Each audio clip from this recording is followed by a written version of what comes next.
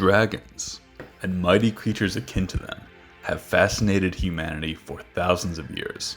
All over the world, each continent has a mythical creature that a modern human would instantly recognize as a dragon, like the god Quetzalcoatl in central Mexico, or the world snake Jormungandr in Norse mythology. I believe that it is no coincidence people across oceans and time are fascinated with dragons and like creatures.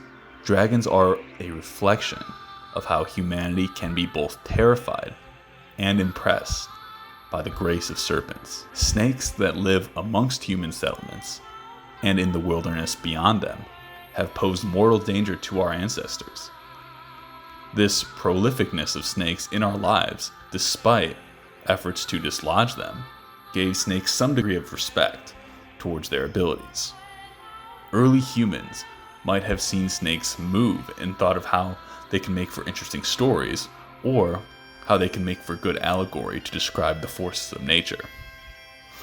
This connection to the indomitable force of nature is the other reason I think humans are interested in dragons. The realization of how powerless we could be to nature often increases a person's fascination with the earth more than it causes us to shy away from it. It is like how treacherous mountains draw climbers who know of their risks more than anyone else, but are still entranced by their majesty.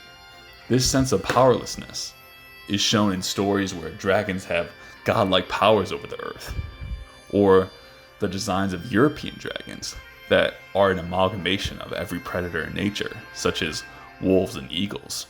Now, how can a story of a dragon being the top of a food chain, or having power over the oceans, make for a story that you would want to hear? To many people, a single source of evil and malady is more comforting than the idea that a hurricane is influenced by pressure systems that are in constant flux. What about the stories where dragons get defeated? These are stories that serve the purpose of showing the scope of a god's power, that even the best of nature still falls to the power of a deity. Maybe being at the top of the food chain makes us in awe of something we have no dominion over. The universal fascination with dragons has remained evergreen throughout our history.